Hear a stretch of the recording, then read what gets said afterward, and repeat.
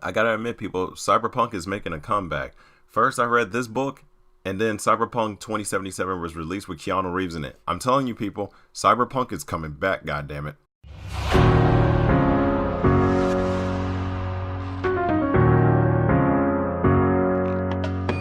What's going on, my fellow readers? This is Crazy Kent here, and today we're going to be taking a look at another book. And this one was a really interesting one because after I finished reading Guardians, Rocket and Groot, I just decided to go ahead and just pick out a random book that I never even heard of before, that has no basis to a TV show, has no basis to a video game, has no basis to even a movie. So the book that I picked out in question was a cyberpunk novel called Koko Takes a Holiday.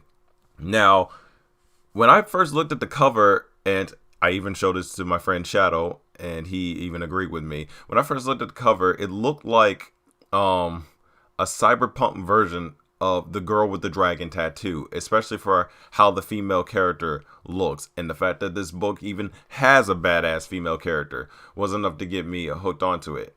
And after reading it, I wasn't that far off, but this one was like probably like a more gorier type of story, but some places that it focuses its narrative on, but then others it just felt like it was just speeding along the process, because it's like it feels like it was a cyberpunk movie that was like in rush of development, and then they just cut out a couple of scenes that could have been worked in a bit more, or at least pretty much been brought out and everything. But it just, when you read it, it feels like the author was pretty much focusing more on stuff where I felt like it was just okay, but then there was some stuff that he could have focused on, like the action that was taking place in the book, that he could have written a bit more about or make it more interesting and everything. But it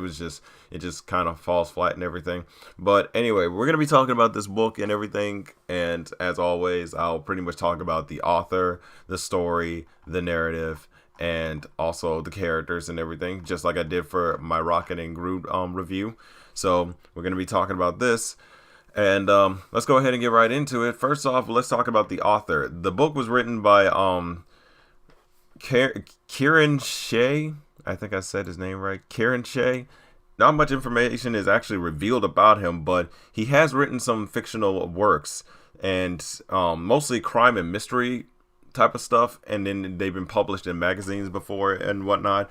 And as it turns out, the Koko series, as I'm calling it, is his first science fiction punk-apocalyptic series. What should I call that? Punkalyptic? I'm calling it punkalyptic. So, including Koko Takes a Holiday, there's two other books in the series, which is Koko the Mighty and Koko Uncaged, which I am definitely going to be looking for those books soon. And I'm hoping to God they have more action and more fun than this first book. Like, this book has a lot of fun stuff too, but it was just, like I said, it just felt like it was rushed a little bit, but I'm getting way ahead of myself. So the story takes place 500 years in the future, and based off of the year that the book was published, I'd say that the year would be 2514. And in this future, ex-mercenary Koko Martstellar is enjoying her life of bartending and running a brothel, the Bay Shore kind, on the 60 Islands, which is a tropical resort famous for its sexual services and stimulated violence. Basically, think of it as like the Bahamas,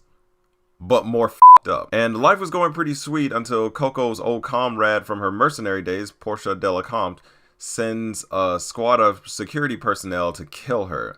Now Koko's on the run with a bounty on her head, and she uses her military training and her wits to outrun deadly bounty hunters and taking down anyone who gets in her way. A woman which I deem waifu material. I don't care. But anywho, my thoughts on the story is that, needless to say, the summary was enough to drag me into reading the book, and I gotta say, it didn't disappoint. True, it's the same type of story that you either read or seen 100 times, or even follows the typical betrayed action hero shtick. And by that I mean is that even though that it's a different character or like a different world and whatnot, the story still follows the exact same tropes. You know, like betrayed hero goes after the person who betrayed them in the first place. They deal with a lot of obstacles to get to that route, and then finally, when they meet the person that betrayed them, it goes into a showdown and everything. You've seen it 100 times before. If anything, I would let me go ahead and pick a one random movie to give you an example. Commando with Arnold Schwarzenegger. Arnold Schwarzenegger was living out in peace with his daughter. An old military buddy comes out of nowhere with bad guys. They kidnap his daughter. He goes out on a mission to kill anybody who gets in his way and get his revenge. Finally gets his revenge in the end. I hope I didn't spoil too much of that movie for you. It's the same damn trope, and I can sum it up as the trope is a retired soldier / mercenary / assassin / anyone who could pick up a gun and shoot somebody in the face type person retires and tries to put their past behind them. Past comes back to haunt them, or someone from the past is trying to kill them. Gory game of cat and mouse, and that's it. But don't get me wrong, I enjoy stories like that, even if it is cliche and unoriginal. But in the long run, they can produce some very memorable characters in the end, or in the least memorable character traits. But other than that, even though the story is not all that thrilling and whatnot, at least with the tropes and everything like that, it still produces some really memorable characters. Like, for example, I know who Koko is. I know who she pretty much allies herself with, or who she's dealing with and whatnot. And honestly, and this brings me to my problem with the next category for this book, and that is the characters. And yes, I'm probably gonna warn you, this is gonna be a short review, because this book, it didn't really give me a lot to work with. I'm not gonna lie. So moving on to the characters, we got our main sexy badass female protagonist and ex-mercenary, Koko, which she feels like the combination of three characters to me. She has the steely, vicious, concentrated mind and hatred of the screwed up legal system, like Lisbeth Salander from The Girl with the Dragon Tattoo. She has the deadly combat abilities, I think, of Major Motoko Kusanagi from Ghost in the Shell. And finally, she has the dark and colorful humor of Rebecca Buck from Tank Girl. So she's a combination of three personalities in one, which I think the way you look at it is like, it could be too much personality, but for me, I think it's definitely interesting to give her more traits than just the one trait that you can probably remember her from. She's a mercenary. She kicks ass. That's it. But if she's a mercenary that kicks ass, who pretty much has her own opinion about the justice system and who cracks jokes every now and then hey, that's an interesting character, right? So I have no problem with her character. And along the way, she meets up with an ex-cop, Jedediah Flynn, who suffers from depressus. And what depressus is basically, that's depression in future terms. And it's basically a disease now in the future. Yeah, I don't even know what I'm reading anymore. Yeah, so this is a future where depression is considered a disease. I'll explain it later on. I wrote it in my notes and everything. I wrote it later on in my notes, so we'll get to that when we come to it. I hope I pretty much explained it a bit more. So he winds up helping Koko out of a few scrapes, and then we have the main antagonist of the book, Portia Delacompte, who will stop at nothing to kill Koko from divulging a certain secret.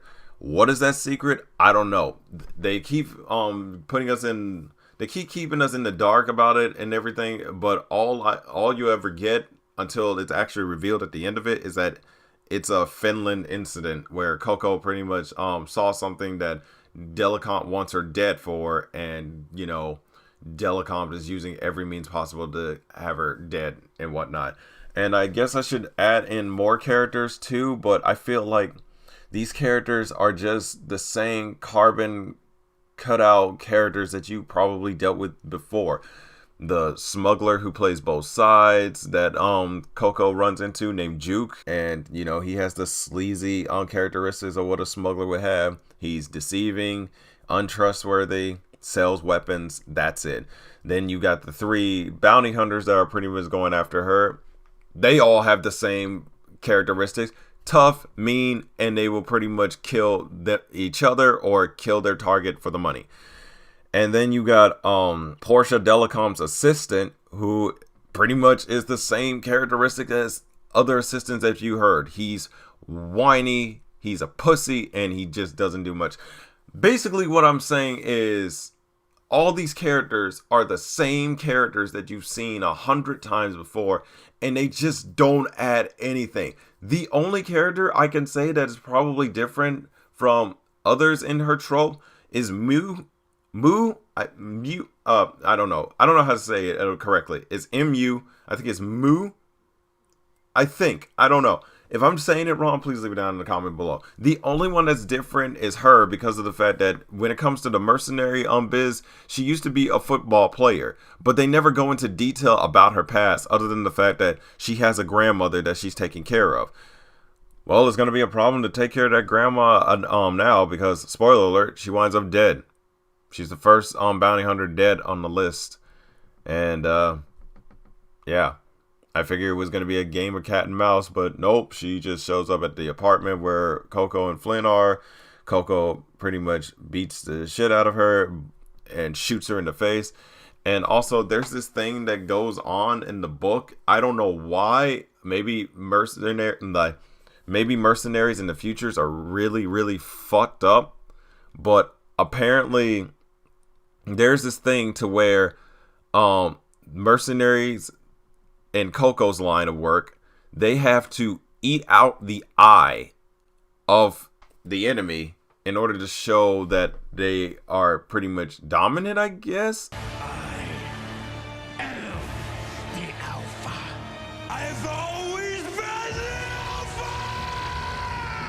Alpha! These women are pretty much eating out other people's eyes just out of sheer enjoyment.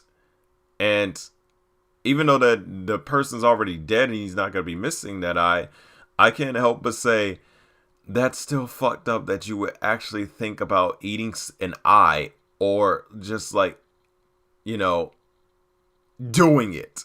But like I said, the future's messed up. What can I say? And for my thoughts on the character, I will admit the book didn't really stand out when it came to the characters. Like, depending on what book you ever read with deadly characters spewing profanity and doing violent things, it makes me feel like they all have the same hard-ass personality that never really stands out and doesn't give them anything to stand out from each other. They all feel the same. The only one that's different is Koko, because she has a different personality. And I would say Delacompte has a personality, but she falls within the typical bad guy trope. She wants the main character dead. Why? She's a bitch. What a bitch. I can say that Flynn has a characteristic, even though that it's depression, but at least he says a couple of funny things throughout the book too, and it shows that he's pretty much respectful when it comes to the ladies and whatnot. And it's something. Moving on, I guess you could blame the genre and the setting of it, which is a post-apocalyptic thing. But even then, most of the characters are either unlikable, save for Koko herself, or just wind up being so sleazy. Like the smuggler guy.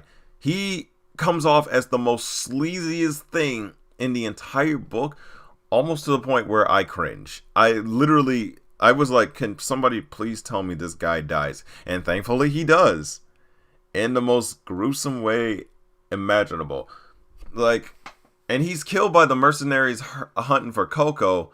But then the worst things about it is that the author builds up the mercenary characters, or builds up a character. But then the next thing you know, it's like, once he builds it up, he builds up their character and their story arc and whatnot, and gives them a backstory and whatnot, he doesn't take the time to actually use that. For example, there was one of them that pretty much fought Koko early on. Koko pretty much manages to break her kneecap and everything and make an escape. But other than that, they don't go into detail about the fights. They only talk about it in hearsay because, there was a bystander who saw the entire thing, who was this drugged out, wannabe gangsta kid. he pretty much saw the whole thing and everything while he was telling Flynn everything that was going on, but we never got a chance to experience the fight. Like, they were just describing what was seen, but we never get to get a description of it. That's something that you do when you really don't care much about the action that takes place in your own book. In my opinion, that's how I feel. Because I feel like if he put a little bit more effort into pretty much like making his characters look like the badasses that he's portraying them to be, maybe I wouldn't get so upset about this subject. But I digress.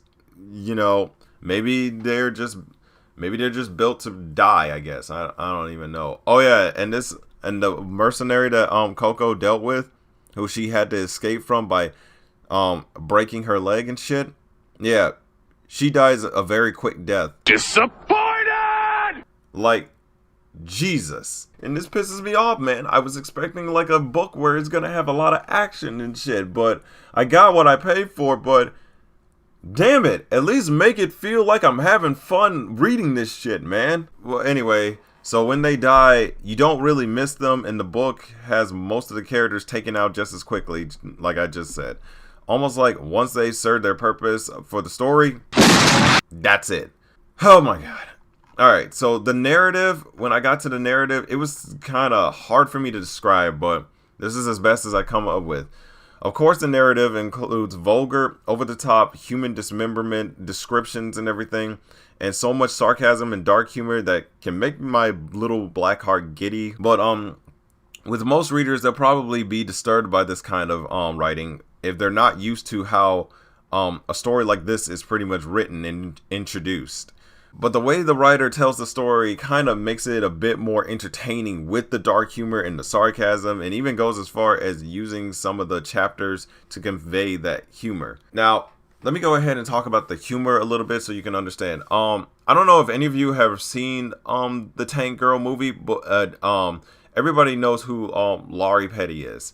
Like, the skinny white girl who pretty much like will talk your head off and everything, and she'll pretty much keep saying every single cliche one-liner in all her movies and everything. I actually remember who she was because she played Livewire off of the Superman animated series. That's where I was first introduced to her, and I love her character in that show. So basically, it's that type of humor. Like, look up Livewire from Superman the animated series and get a feel for how she conveys her character and how she tells a joke and everything. Hell, you can even look up clips from Tank Girl to get more of an idea of where I'm coming from with this with the narrative and everything, because it's mostly like sarcastic humor and pretty much nothing but one-liners and everything to pretty much try to convey humor in a really fucked up situation or setting. So it works. It works sometimes, and then there are times when they pretty much try to work in the humor where it's stuff that people will pretty much find to be a sensitive topic, especially when you put it in your books.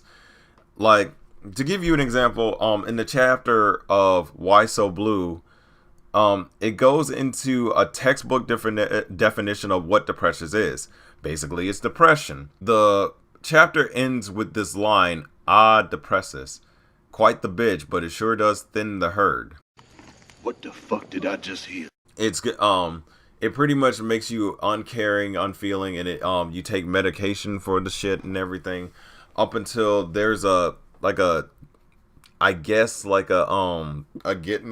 would say a get together. I would say a celebration. I don't know what to call it. I guess I could just call it a purging. Yeah, that's a perfect word for it. A purging. So in this dystopian future, there is a purging to where anybody who has depression, man, woman, child, they come to a get together where doctors will pretty much inject them with a drug that gives them the best high to where falling off of a very large cliff to your death would seem like it's a hell of a good time. Yeah, it's that bad. So I'm just gonna go ahead and let you know, if you're not a big fan of this type of writing and everything, I would not pick up this book if I were you, because other than this, it gets more. It's like the way the world is built up. I don't think any person that probably have seen Cyberpunk or watch or read Cyberpunk will pretty much get any entertainment out of that. Especially the way this guy pretty much puts his details in there. Now, will a lot of people laugh at this kind of humor? No, of course not, because they may find it really messed up. But will I find this kind of funny?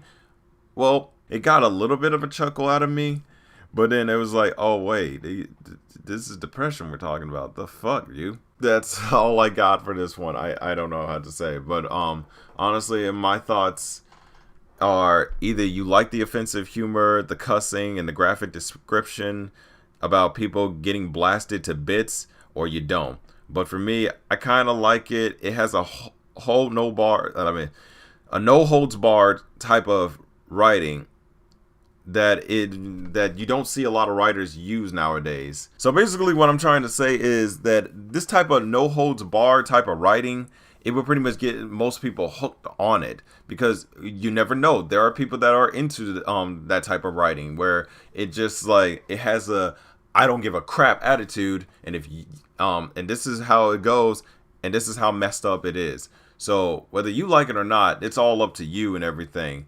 And for me, I mean, I enjoy the messed up humor. I'm not gonna lie, I enjoy it. It's messed up. It's gross. It's unapologetic. But hey, I'm just about the same way. Have you ever heard me talk shit or pretty much come up with analogies on the spot?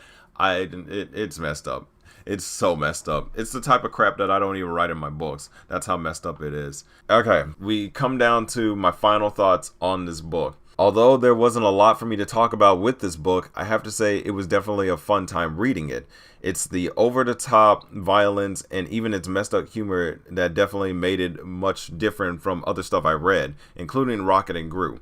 Honestly, if possible, this would be the perfect basis for a video game, or maybe even an on-screen adaptation with the type of films being released.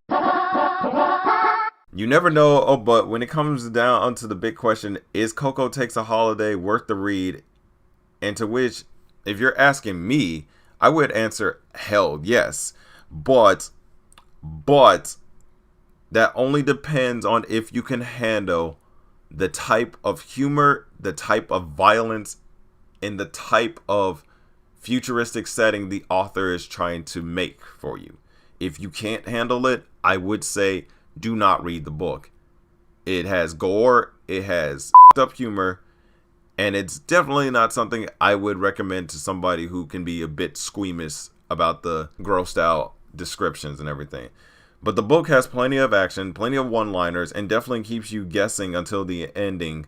So it's worth your every attention if you're into it. So if not, then may I suggest Rocket and Gru. Let me just go ahead and wrap this up. If you pretty much want to check out the book, then I'll leave a link to it to Amazon, so you can pretty much try and pick up the book yourself. Also be on the lookout for it in your local Barnes & Noble or in your local library. Yeah, that's all I got for this book and everything. So if you pretty much enjoyed this video, be sure to leave a like down below. Also be sure to hit the subscribe button and ring the bell just so you can be notified. And also if you have any suggestion on any other books that you want me to read, please be sure to leave it down in the comments below. The next book I'm probably going to be reading and doing a video on is Peter Pan, but it's not going to be a review. It's actually going to be like a discussion video. So yeah, that's going to be fun. But anyway, I'm Crazy Kent. Happy reading.